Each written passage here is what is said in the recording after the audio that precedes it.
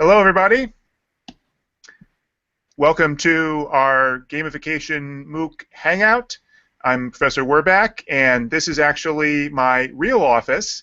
The one that you see in the videos was an office of a former colleague next door to mine that had the advantage of being empty at the time, so I could move everything around to do the various videos. But as you can see, my real office doesn't look all that different. I'm here with the TAs, Raj and Lisa, and this is another opportunity for us to take your questions, talk about gamification. I'm open to any kind of questions that people have, and they can be gamification questions even beyond the specifics of what's in the course. I'll do my best to answer them. If we can't get to your questions or I'm not able to answer them here, I welcome your posting them on the discussion forums. The TAs and I monitor them as actively as we can, and we can do our best to respond there. So this is week 3 of the 6-week course. We're coming up on the halfway point. Course is, I think, going very well. I hope you think so too.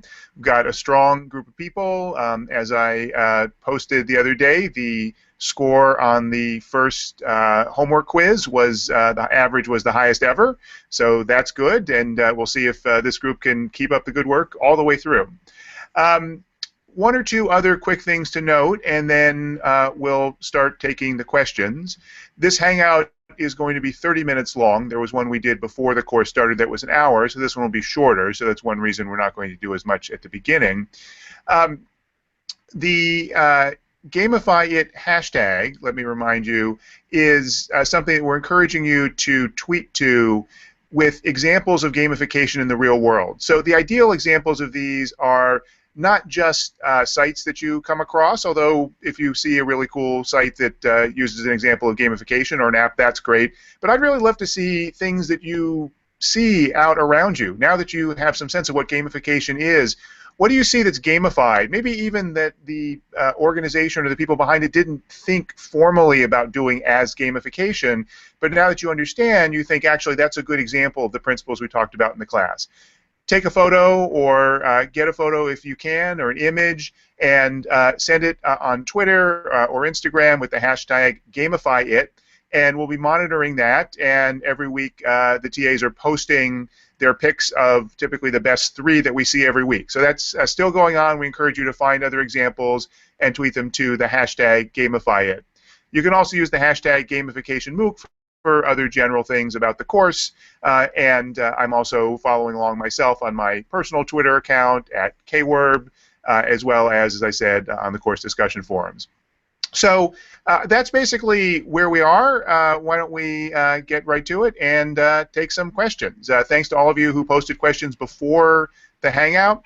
If you have some questions now, if you're in the live Google Hangout, that you can use the Q&A function in the Hangout to post your own questions, and the TAs will be monitoring that as we go, and we'll take as many of those live as we can. If you are watching the Hangout archived after the fact, then of course you can't post things live, but again, we welcome follow-up questions via the course discussion forums at any time. All right, Raj and Lisa, did I forget anything? No, that sounds great. Why don't we go straight into the Q&A? So the first question coming from Brandon. And Brandon is curious about how you envision gamification evolving over the next decade. How will new technologies be affected, and how will they implement it? Yeah, so the first thing I'll say is the last unit of the course, Unit 12, which is part of the 6th week of the course, talks some about the future of gamification. There's actually a couple of video lectures that are on the future of gamification, and another video, I won't spoil it, but another video from someone else that I encourage you to watch that creates one really fascinating vision of the future of gamification. But a couple other things I can say. One that I think is fairly obvious, and that people like me and others have been saying for a long time, is that as gamification gets more significant, it's probably going to get less distinctive, or it will be talked about less as a separate field. There was an article in, I think, Inc.com, the entrepreneurial business magazine, on their website about a week or so ago that was talking about basically gamification as one of the ongoing exciting trends in business. Lots and lots of companies are using these behavioral and cognitive psychology techniques which relate to game design to motivate people. They just don't want to call it gamification. They don't like the word. It's something that I talked about in the class. So I think we're going to see more of that. I think we're going to see greater adoption of the techniques in lots of different areas. And in some cases, it's because people don't necessarily know it's coming from game design. They just know that it's an effective technique, and they see examples, and they hear from experts about it. But the term may still get in the way for people. So that's one piece. I think it's going to continue to become more widely adopted, and it's frankly already much more widely adopted than people think. But it may be harder to see gamification as a totally distinct field.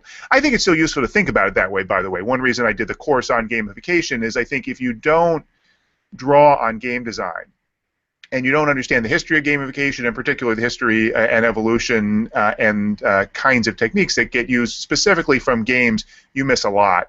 But you can still do effective gamification without it. So that's the biggest thing that I see. The rest of it is just better implementation. We're going to see more best practices, more templates, more integrated analytics. For example, I was trying to think about implementing badges in this course, and the Coursera MOOC platform doesn't have functionality to do badges. That'll come. More and more, the kinds of tools that we're talking about in the class will just be a default option, just like virtually every content management system now gives you the option to send something out via Twitter or Facebook and share it that way. It's just kind of something that every platform has now.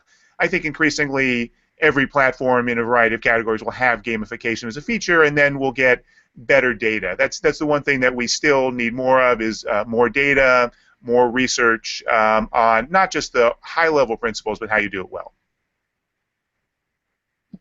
Great. So I have one question from Annie, and then I have to drop off in a couple of minutes. But Annie wants to know, from Unit 6 about motivation and psychology, could you please give some real examples about gamification that didn't work, and what factors made them fail?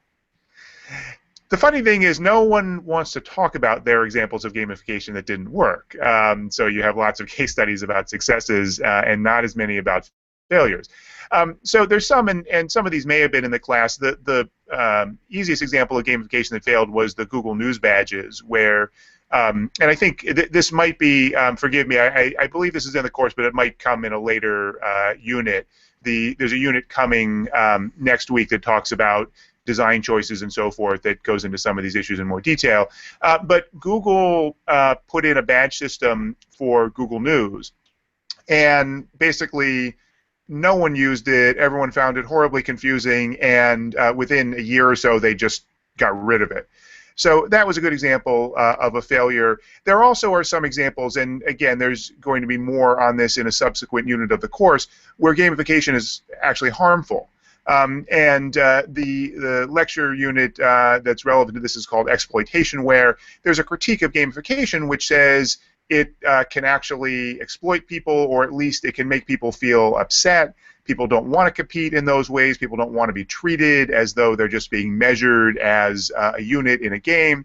And if gamification is implemented badly, that can actually result. I think it's a fair critique of certain implementations of gamification, not most of them. So there's an example that we'll see later on in the course about something that the Walt Disney Company did for their hotels, for the housekeeping workers in their hotels, which they weren't necessarily thinking about it as gamification, but as you'll see, that's basically what it was, where it turned out to actually be affirmatively harmful to workers' morale.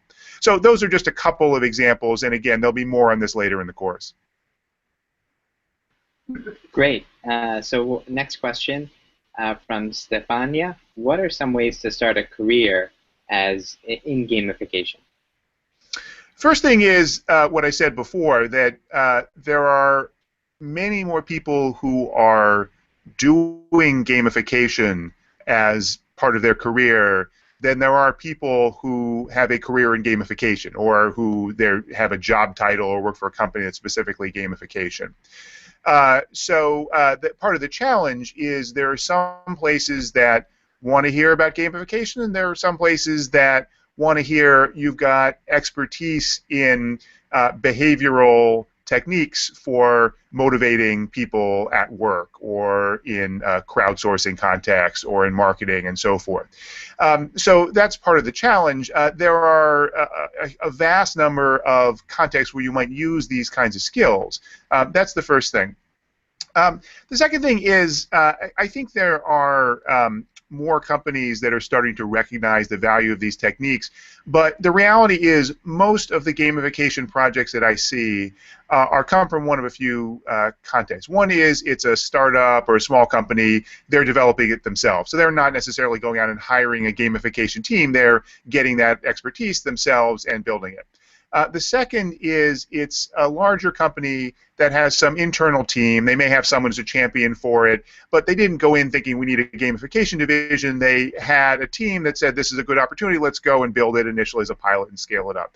And the third case is typically where they hire a consulting firm or a platform like Bunchball and Badgeville, some of the ones I talked about early on in the course, that's specifically a gamification platform. And those are the times where you might have people who are specifically gamification experts, either from a small firm focused on that or for a large consulting firm or for one of these platform companies. So if you want to specifically do gamification work as gamification work, those are the kind of places that you'd want to go. And again, those range from small focused operations that often are people who come out of game design who are migrating onto the business side, or there are people at these large consulting firms. And pretty much all of the major global technology consulting firms, companies like Capgemini and Accenture and so forth, just about all of them have lots of people who are working on gamification projects. Whether they are looking to hire someone specifically with that on their resume, I don't know. It depends where you are and what skill sets and what kind of job and so forth. But that's where I would be on the lookout for those kinds of opportunities. And then again, there are also these companies that provide the platforms for companies to do gamification where they increasingly need people to help with implementation, to work with companies and help them see how to do this right. Great, really interesting. I have a question offline from Leandro, who is wondering if it's valid to have a project mixing gamification and serious games. And in this scenario, the serious game would be used to enforce the gamification strategy. What are the risks and benefits of this approach? Mm-hmm. And I assume when you ask is it valid, just is it valid to do in general, not asking specifically about the projects for the course. There are 3 peer-assessed assignments for the course. The third one does give you a fair bit of latitude to design your own gamification solution. The word limits are fairly tight and the constraints are fairly tight just by the nature of the peer assessment. So for that one, I would encourage you to focus predominantly on gamification more so than serious game, just because you can't do everything. But assuming the question is in general, certainly. I think it's important to distinguish gamification from serious games because there are important differences that I talked about in one of the first lectures. But that being said, there's no reason that we need to artificially separate them. A game can be gamified. So an entertainment game can be gamified, and most of them now have point systems and achievements and so forth. And a serious game can be gamified. So, a serious game can be used to enhance or complement a gamification structure. The question really is, what's the gamification doing, and what's the serious game doing? The benefit of a serious game is that it's immersive. You're creating an environment and saying to someone, go into this environment and pretend you're in this particular context and see what's around you and experience it. That lets you do things that you can't do in the gamification situation where you're just having an experience that's made more engaging in some way, but you're still in your traditional job or whatever context you're in. That's the good thing about a serious game. It's also the bad thing because it requires the player to take that step and to not feel like they're in their regular context, depending on what you're trying to do. So, for example, if this is something, let's say, motivating people to learn CPR, learn emergency health techniques, you may want to use a serious game because there's something about a simulation that you can't do without. Actually putting people in an environment where they have to make choices in real time and see and feel like they're helping someone who's in an emergency, that adds a value that maybe the gamification wouldn't. On the other hand, the serious game part might not be as effective for the ongoing motivation. to get people to see the sense of the player journey, to get people onboarded, and so forth. So the gamification might serve that purpose. As long as you understand what each piece is doing and have each piece do what it does well, no problem at all in mixing the two. The final thing is different skill sets. So the kinds of people who can develop serious games well are not always the same people who can do gamification for motivation well, and vice versa. So if you are trying to develop something like this, you want to make sure that you've got a team that's got both of those skill sets and also people that are comfortable working together and sharing and learning from each other across that divide. Because the reality is there are some people who do gamification and don't want to deal with serious games, and there are people who do serious games who don't want to deal with gamification. I think they dovetail really well, but you need to make sure that you've got a team that's comfortable doing that. Great. Yeah, it sounds like really understanding the benefits of gamification in serious games will help with that. Here's a fun one from Twitter. Phillies or Dodgers? Obviously referring to the baseball caps that you see in some of the videos. Both, actually. So I come from Los Angeles originally, which is where the Dodgers are the baseball team. My grandfather bought season tickets in 1959 when they moved, 1958 or 59, and had the same seats until he died. And I went with him for many decades and was always a Dodger fan. But the owner of the team, Peter O'Malley, sold the team to a big corporation. And so it's no longer quite the same team I grew up with, and then eventually I moved and wound up in Philadelphia. So now I'm a Philadelphian. I root for the Phillies. If the Phillies play the Dodgers, then I'll get back to you. That's happened a few times. But day to day, I'm rooting for the Phillies, although that's, for those who follow American baseball, not terribly easy to do right now. Back to the Q&A from the Hangout, here's a question from Diana. Will we find in the course more specific frameworks, such as rules, numbers, KPIs, in implementing gamification? The base principles are critical, but seeing what the thinking behind a project actually was would also really help. You'll see more. It's an introductory class. It's an overview. It's designed to be relevant to a wide swath of people in lots of different contexts. So my guess is you won't see as much in terms of KPIs, which are key performance indicators for those who don't know the acronym, and specific kinds of metrics that companies use to implement gamification. Again, there's some of that. There's some additional frameworks in the rest of the class focused on how you think about when to do gamification, and particularly the design principles that you might use. That's a lot of what's in the next unit that's coming up. So there's a lot more specifics in terms of the process of doing a gamification system.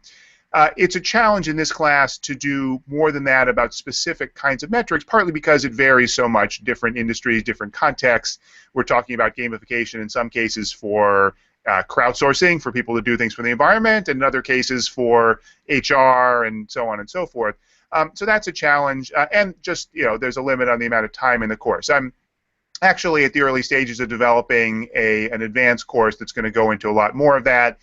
Nothing to announce at this point, but pay attention, and eventually you may hear something about an advanced course that goes into more detail. The other challenge is it's hard to get a lot of this data.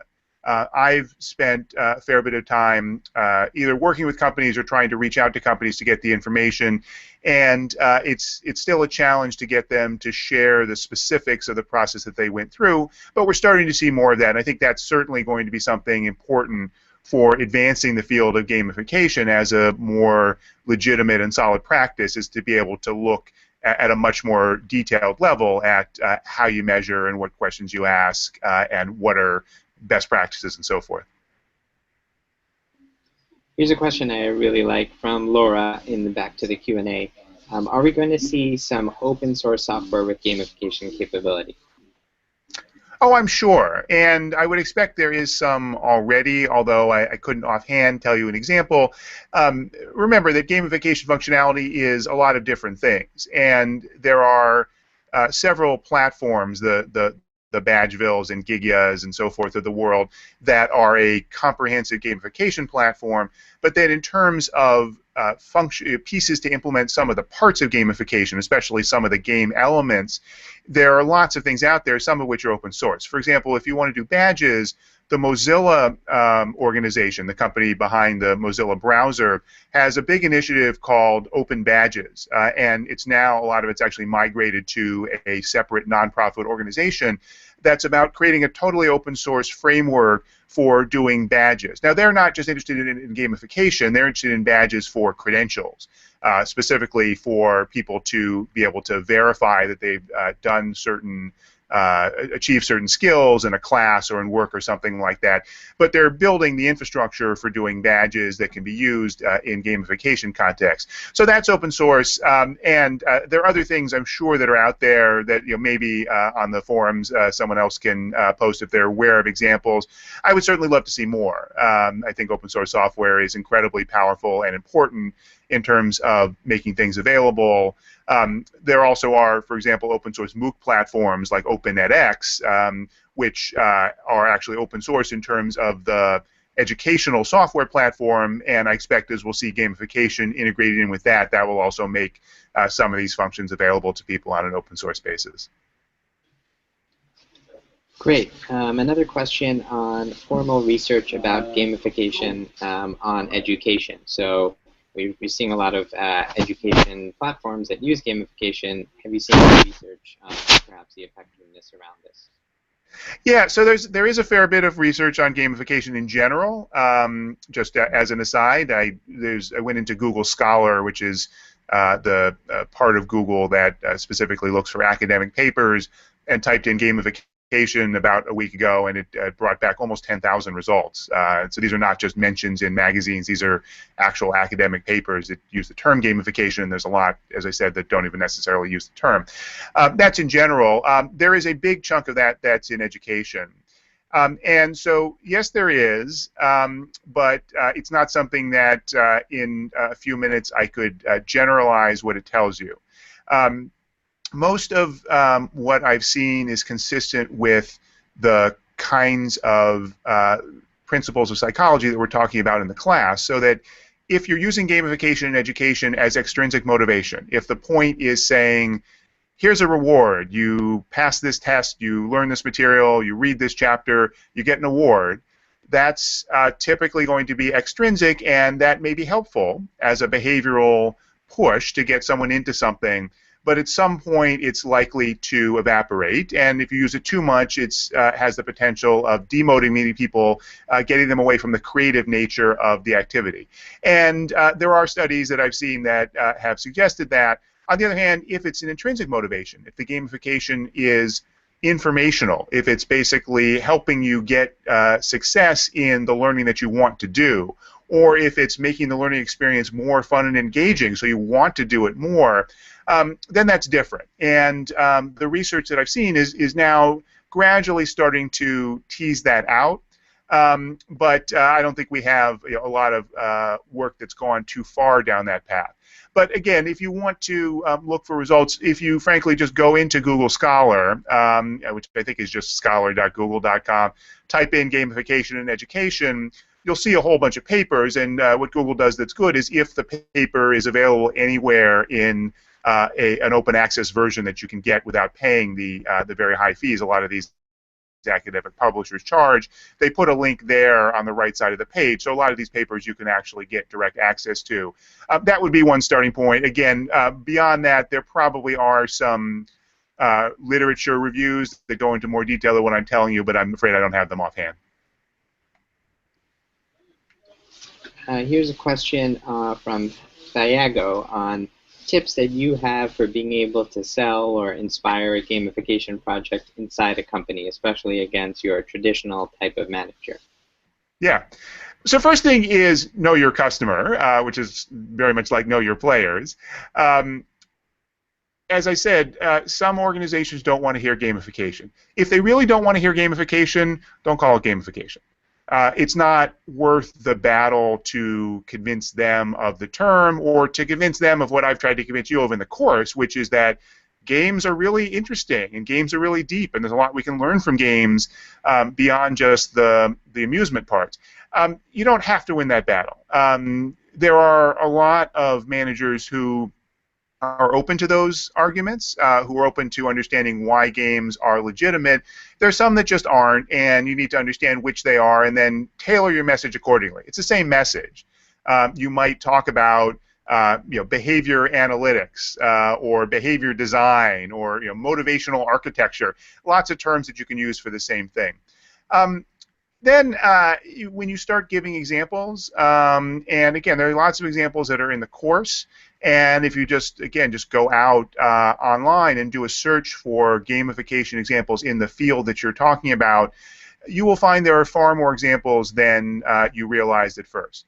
And you can use some high-profile examples. The one that's in the Gamification Toolkit, which is the supplemental ebook that's available early just for people in this course that I mentioned early on in the course.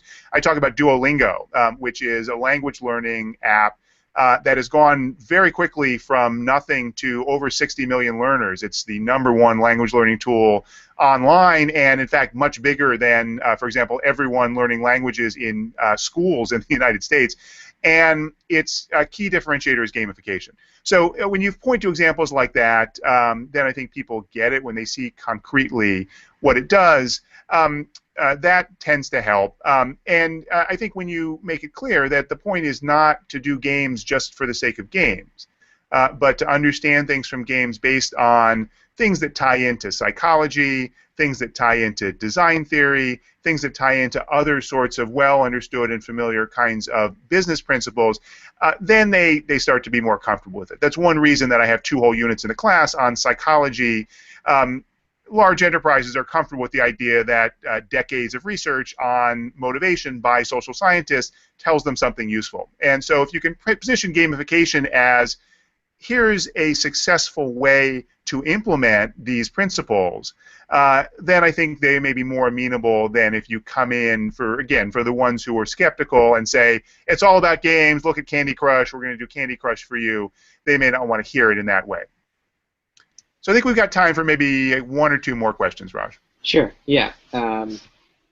Maybe last question here, and then some closing thoughts from you, Professor. Is there really a hidden message in the bookshelf behind you? Is there a hidden message in the bookshelf behind me? Well, I can assure you there is no hidden message in the bookshelf behind me right now. Great. Any closing thoughts? You didn't think I was going to say any more than that, did you? No. These bookshelves, there's nothing to see here in these bookshelves. You see right back here. That's all that I will say. No, looks like there's a lot more questions that we didn't have time to get to, which is great. We wanted to keep this relatively short, especially for people coming on to watch it on the archive. But we'll try and see if we can schedule in another one of these. But again, post your questions because, as I've said a lot of times, your fellow students are often some of the best resources for you in terms of not just answering questions, but giving you other perspectives and other examples. I'll just say it's exciting to me to see the level of engagement that's continuing to happen in this class. So this MOOC was first developed 3 years ago, and back then people were saying gamification is a fad. It's it's kind of sexy now, but it's going to go away pretty quickly. And what we've seen is that the interest level in this course has continued to be very strong. The numbers of students has not dropped off that substantially from one session to another, and we keep seeing example after example. And I've updated the course as necessary as time goes on. Turns out a lot of the basic principles are still quite relevant. But it's exciting to me to see so many people still coming in and seeing the value in all of this. So that's the main thing that I would say by way of wrapping up. I certainly hope that people are continuing to find the course worthwhile, and I encourage you to stick with it. So this is, again, coming up on the halfway point, and as we turn to the next section of the class, you've got the basics already in the first 6 units of material, but the next 6 units going forward try to dig down into some more of the implementation type situations, some more specific example context, and again, in the last section, we'll look at criticisms and look at the future of gamification, and those are really important to understanding as well. So again, thank you all for taking the course. those of you that are, and thank you very much for joining in this Hangout. Appreciate all the questions, and we're going to wrap up and stop now. Thanks a lot.